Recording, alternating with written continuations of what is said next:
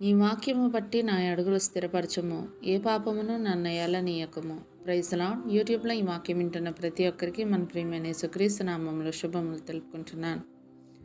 నా ప్రియ సహోదరి సహోదరులారా, ఈరోజు మనం ధ్యానించబోయే అంశము వాక్యమును బట్టి. ఈ అంశం కొద్దిసేపు ధ్యానించమని దేవుడు నన్ను ప్రేరేపించారు.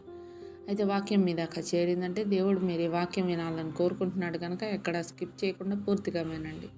వాక్యం మీకు నచ్చినట్లయితే తప్పకుండా లైక్ చేయండి, షేర్ చేయండి, సబ్స్క్రైబ్ చేయండి, కామెంట్ చేయండి. మీ కామెంట్స్ నేను చదువుతాను. అందరం కలిసి దేవుని రాజ్య వ్యాప్తి కోసం కష్టపడదాం. సమస్త మహిమ దేవునికి కలుగును గాక. ఆమేన్. ఇక వాక్యంలోకి వెళ్ళిపోదాం. కీర్తనల గ్రంథము 119 అధ్యాయం 133 వచనం మనం గమనించినట్లయితే, నీ వాక్యమును బట్టి నా అడుగులు స్థిరపరచము, ఏ పాపమును నన్ను ఏలనీయకము అంటూ లేఖనం సెలవిస్తుంది. మనుషులు వారికి కనబడే వాటిని నమ్ముతారు తప్ప కనబడని వాటిని నమ్మరు. దేవుడు మనుషులకు కనబడ్డు కాబట్టి దేవుని నమ్మడానికి మనుషులకు ఒక ఆధారం కావాలి. అన్ని జనులైతే కనబడే చెట్లకి, పొట్లకి, రాళ్ళకి, రప్పలకి మొక్కుతారు. పాత నిబంధన కాలంలో ధర్మశాస్త్రం ఇవ్వబడక ముందు దేవుడే స్వయంగా మనుషులతో మాట్లాడినట్టు చూడగలం. ధర్మశాస్త్రం వచ్చిన తర్వాత ప్రవక్తల ద్వారా మనుషులతో మాట్లాడాడు. ఈ ప్రక్రియ అంతా మనుషులను క్రమమైన మార్గంలో నడిపించడానికి ఆయా కాలాల్లో ఆయా పద్ధతుల ద్వారా దేవుడు తన వాక్కును మనుషులకు ప్రకటించేవాడు. యేసు ప్రభు ఈ లోకంలోనికి వచ్చి వెళ్ళిన తర్వాత క్రైస్తవులు ఏర్పడి వారి ద్వారా సువార్త ప్రకటింపబడింది.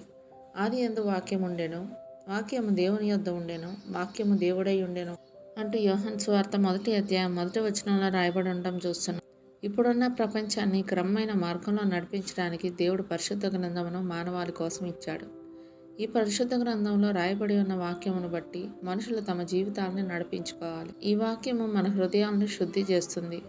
దేవుని వాక్యము సజీవమై బలము గలదై రెండంచుల కల ఎటువంటి కటకము కంటిన వాడిగా ఉండి ప్రాణాత్మలను, కీళ్లను, మూలుగను విభజించినంత మట్టుకు దూర్చు, హృదయం యొక్క తలంపులను, ఆలోచనలను శోధించుచున్నది అంటూ అపోస్తులైన పౌలు హెబ్రీయులకు రాసిన పత్రిక 4వ అధ్యాయం 12వ వచనంలో రాయబడి ఉండటం చూస్తున్నాం.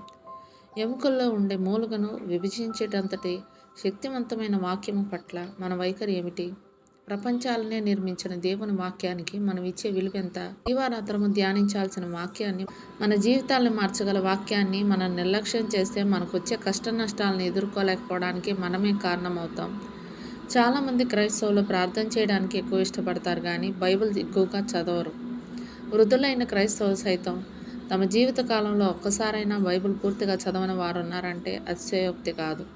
ఎడతెగక ప్రార్థన చేయుడి అన్న వాక్యము చాలామంది గుర్తుంటుంది కానీ యెహోవా గ్రంథమును పరిశీలించి చదువుకొనుడి అన్న వాక్యం ఉందన్న విషయం కూడా చాలామంది క్రైస్తవులకు తెలియదు. దేవుని గురించి పరిశీలనగా తెలుసుకోకుండా ప్రభువా అని దేవునికి ప్రార్థన చేయడం అవివేకం. ఈ లోకంలో మనం పాపం చేయకుండా అడ్డుకునే వాక్యాన్ని మన హృదయంలో ఉంచుకోకపోతే మనకు వచ్చే శిక్ష నుండి మనం తప్పించుకోలేం.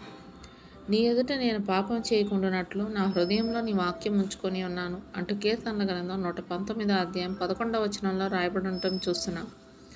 ఈ కడవరి దినాల్లో దేవుని వాక్యాన్ని నిత్యం మన చేతిలో ఉండే సెల్ ఫోన్లో ఉంచుకొని దీవారాత్రము ధ్యానం చేయడానికి దేవుడిచ్చిన అవకాశాన్ని ఉపయోగించుకొని వాక్యమును బట్టి మన జీవితాన్ని నడిపించుకోగలిగితే ఈ పాపపు ప్రపంచంలో మనం పరిశుద్ధంగా జీవించగలుగుతాం. అందుకు నీవు సిద్ధంగా ఉన్నావా?